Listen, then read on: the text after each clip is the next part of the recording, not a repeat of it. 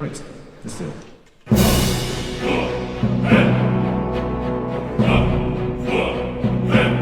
I was really excited when we found out we were recording something for such an epic video game as Skyrim.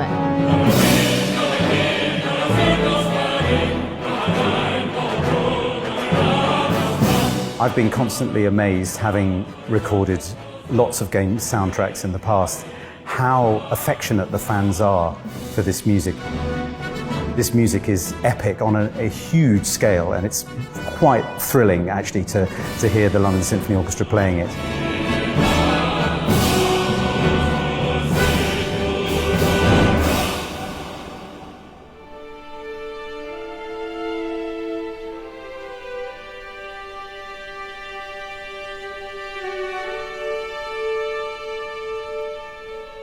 What music does for a video game, it is that extra level of detail. We've moved away from those old MIDI files and someone tapping out on a keyboard to, well, what you see here today, with a full-size orchestra with all its bells and whistles, quite literally, and it just makes it into just an incredible experience.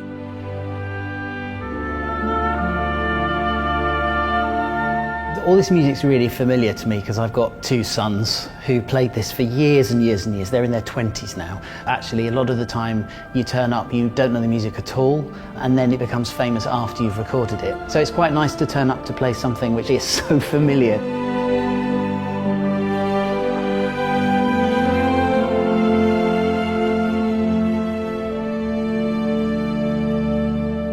Full symphony orchestra playing the music always makes it sound particularly impressive. I mean, there's like 100 people in there playing, so it sounds really great.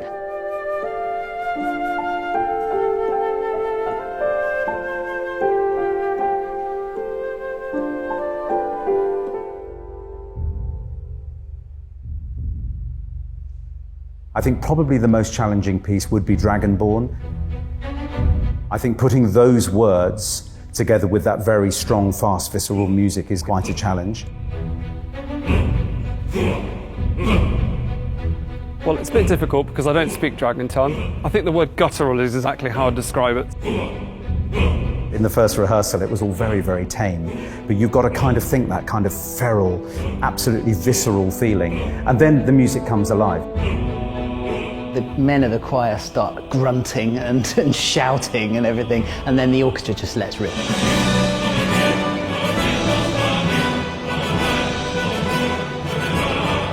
I definitely prefer to play things from action scenes. I prefer something that's got punch and rhythm, so to have a lot of rhythmic motifs and to play really loudly and as a full orchestra. I absolutely love those kind of big battle-y bits, and swords and breathing fire, and then at the end it has something perhaps a little bit more restful. It just covers everything in about 2.5 minutes, and it's great fun. 2, 3, 4.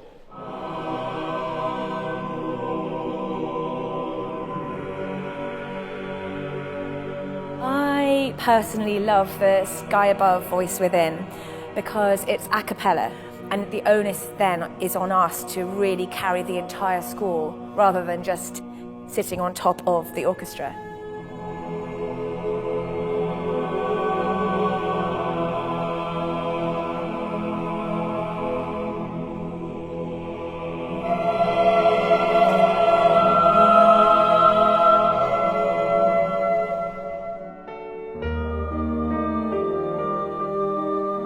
It's the kind of music that you walk out, we all walked out yesterday humming, and yet most of us haven't heard it before. I also think that actually the venue that we're using is so wonderful, it's so evocative. It's an extraordinary building here at Alexandra Palace, and it sits on the hill here in London. And in fact, this is my first time working here, so there's a kind of added thrill.